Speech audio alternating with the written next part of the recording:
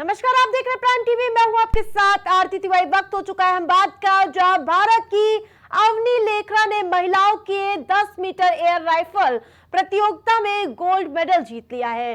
अवनी ने final round में 249.7 का स्कोर करके स्वर्ण पदक पर कब्जा जमाया है। उनके अलावा भारत की मोना अग्रवाल ने भी ब्रॉन्ज मेडल जीत के इतिहास रच दिया है। अवनी की यह जीत ऐतिहासिक भी है क्योंकि उन्होंने नया पैरालंपिक रिकॉर्ड कायम कर दिया है।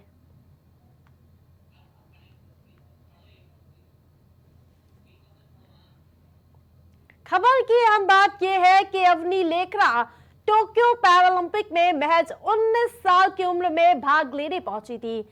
वहां उन्होंने फाइनल में 249.6 का स्कोर करके गोल्ड मेडल जीता और नया पैरालंपिक रिकॉर्ड कायम कर लिया था। अब पेरिस पैरालंपिक्स में अवनी ने अपने ही रिकॉर्ड को बेहतर करके 249.7 का स्कोर करके ऐतिहासिक कारनामा कर दिया है। तो वही आपको बता दें कि इतिहास रचा गया है। तो वही देश भर में खुशी का माहौल देखने को मिल रहा है। तो वही आपको बता दें कि पूरे देश में खुशी की लहर है। अवनी लेखरा टोक्यो पैरालंपिक्स में महज 19 साल की उम्र में भाग लेने पहुंची थी। वहां उन्होंने फाइनल में 249.6 का स्कोर करके गोल्ड मेडल जीता और नया पैरालंपिक रिकॉर्ड कायम कर लिया। अब पेरिस पैरालंपिक्स में अवनी ने अपने ही रिकॉर्ड को बेहतर करके 249.7 का स्कोर करके ऐतिहासिक कारनामा कर दिया है।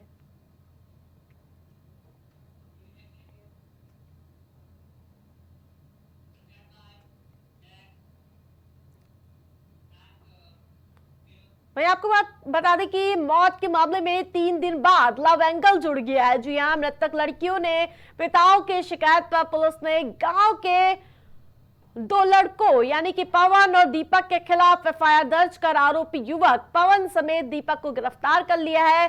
पुलिस ने युवकों से पूछताछ में बताया है कि आरोपी युवक जबरन लड़कियों से बात करने का दबाव बना रहे थे, जिसके बाद युवकों से प्रताड़ित होकर दोनों लड़कियों ने ये खौफनाक कदम उठाया था। तो वहीं फर्रुखाबाद का ये पूरा मामला सामने आ रहा है, जहां आपको बता दें कि लड़कियों से बात करने वाले गिरफ्तार कर लिए गए हैं।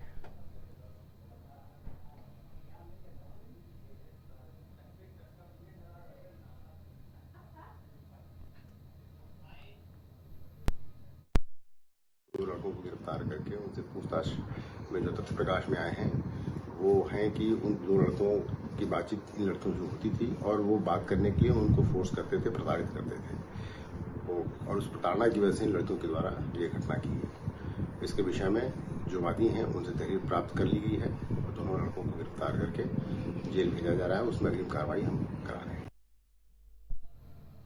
इन दिनों ईडी और सीबीआई के छापा मारने की घटनाएं आम हो चुकी है। ऐसा ही एक अजीबोगरीब मामला श्री कृष्ण की नगरी मथुरा से सामने आया है, जहां मथुरा के गोविंद नगर थाना क्षेत्र में शुक्रवार को फर्जी ईडी की टीम छापा मारने पहुंची। टीम में 3 पुरुष और इसके अलावा एक महिला शामिल थी।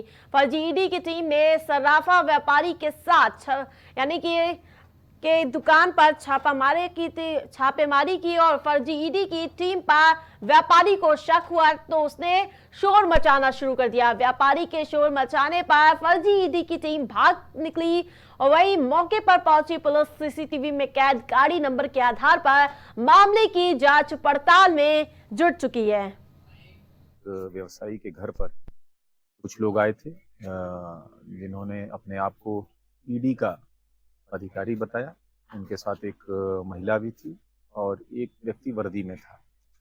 उन्होंने कहा कि आपके घर की तलाशी लेनी है और उसका एक फर्जी सर्च वारंट भी इनको दिखाया, परंतु जो गृह स्वामी हैं ये अलर्ट थे। इन्हें डाउट हुआ उनकी बातचीत पे और उस सर्च वारंट पे। इन्होंने यहाँ पे हल्ला मचाया। उसके बाद आसपास के लोग भी आए। उन लोगों ने आसपास के लोगों से बातचीत करके भी अपने आप को ईडी का अधिकारी बताया, परंतु फिर उन्हें आशंका हो गई कि यहाँ पे लोग अलर्ट हैं, तो ये यहाँ से भाग निकले। तत्काल सूचना पे पुलिस टीम आई। हम लोग सर्च भी करा रहे हैं। सारे कैमरे हम लोग चेक करा रहे हैं। जल्द ही उनको आइडेंटिफाई करके उनके विरुद्ध सुसंगत धाराओं में अभियोग पंजीकृत किया ही जा रहा है।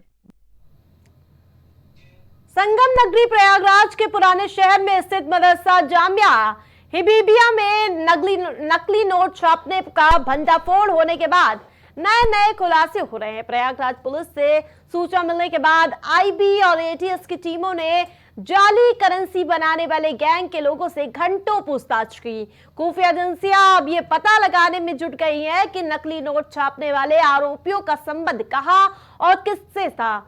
पकड़े गए आरोपियों का विदेशी कनेक्शन भी एजेंसियों से पता लगाने में जुट चुकी है और डीसीपी दीपक भूकर ने बताया है कि नकली नोट बनाने के मामले में आरोपियों को कस्टडी रिमांड पर लेगी और जल्द ही आरोपियों की कस्टडी के लिए कोर्ट में अर्जी दी जाएगी। साथ ही आरोपियों के खिलाफ एनएसए और गैंगस्टर के तहत भी कार्रवाई की तैयारी है। इस मदरसे का संचालन करने वाली सोसाइटी की रजिस्ट्रेशन रद्द कर दिया जाएगा और इसके साथ ही नकली नोट छापने वाले मदरसे पर प्रशासन की ओर से शिकंजा कसना शुरू हो गया है। सिविल लाइंस में जो फेक इंडियन करेंसी नोट का एक जो गैंग था वो पुलिस ने उसको गिरफ्तार किया था और उसमें जो मदरसे का जो प्रिंसिपल था उसके स्टूडेंट्स थे उनकी इन्वॉल्वमेंट उसमें थी।